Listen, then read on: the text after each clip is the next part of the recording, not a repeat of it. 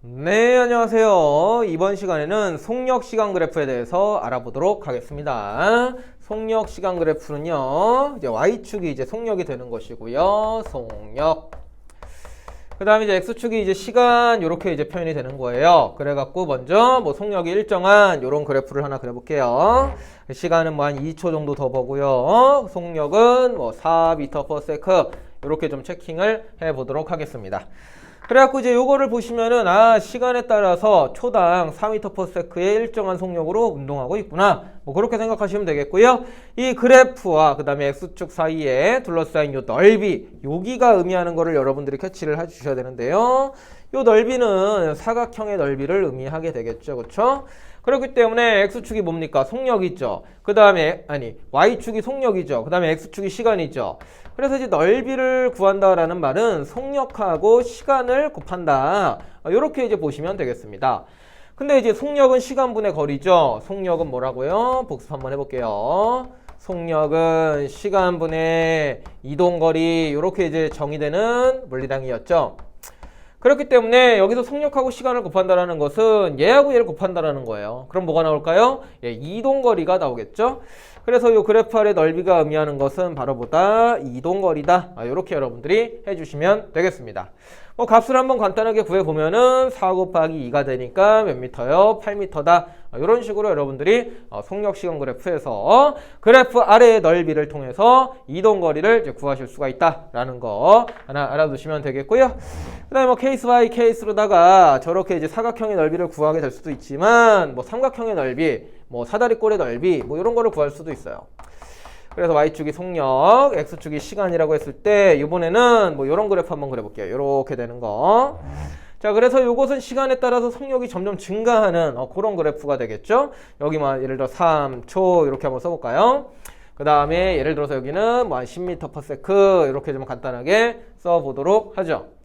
자, 그랬을 때도 마찬가지입니다. 요 그래프 아래의 넓이가 의미하는 게 뭐라고요? 넓이가 의미하는 것은 바로 이동거리다 라고 보시면 되겠습니다. 요 넓이가 의미하는 것은 이동거리다. 그래서 물론 이제 삼각형의 넓이니까 사각형의 넓이와는 다르게 이제 2분의 1을 좀 곱해줘야 되지만, 어쨌든 속력이라는 개념과 시간이라는 개념을 곱해줬기 때문에 단위상으로 이제 이동거리라는 개념이 나오게 됩니다. 간단하게 구해볼까요? 어떻게 하나요? 2분의 1 먼저 좀 해주시고 10 곱하기 3 하시면 되겠죠. 10 곱하기 3 하면 얼마가 나와요? 30을 2로 나누니까요 15m가 나온다. 이렇게 여러분들이 체크를 할 수가 있겠습니다. 그래서 이제 그래프가 나왔다, 속력시간 그래프가 나왔다, 그럼 이제 그래프 아래 넓이를 빠르게 구해주시면 되겠습니다. 자, 그 다음에 여기서 우리가 좀 한 가지 더 말씀드리고 싶은 것은 이제 평균 속력이라는 개념입니다. 그래서 평균 속력이라고 하는 것은 전체적인 어떤 경향성을 얘기를 하는 거죠. 평균 속력, 위에다가 좀 쓸게요. 평균 속력이라고 하는 것은 전체 이동거리, 전체 이동거리를 다시 시간으로 나눈 거예요. 요거를 우리가 평균 속력이라고 합니다. 그래서 0에서 3초까지의 평균 속력은 얼마냐? 그러면은 0에서 3초까지, 즉 3초 3세크 분의 전체 이동거리 얼마입니까? 15m죠. 그래서 15 해주시면 얼마가 나옵니까? 5m/s. 이렇게 이제 우리가 평균 속력을 구할 수가 있습니다. 그리고 다시 이 평균 속력하고 다시 시간을 곱하면 이동거리가 나오겠죠. 이게 계속 이제 뭐 도돌이표 같긴 한데 다시 또 써드리면은 이동거리를 이렇게 구할 수도 있어요. 평균 속력 곱하기 그 다음에 시간, 이렇게 구할 수도 있습니다. 평균 속력이 5라 그랬고요. 시간은 3초 걸린 거니까 5, 35에서 15m. 다시 또 요 그래프 아래 넓이가 나오는 거를 확인할 수가 있습니다. 뭐 돌고 도는 거니까 당연히 이렇게 나와요.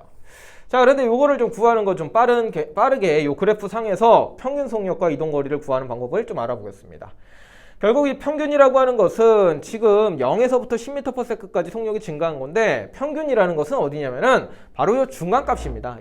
요 중간값이 바로 평균이 돼요. 요렇게 일정하게 속력이 증가하는 경우 같은 경우에는요.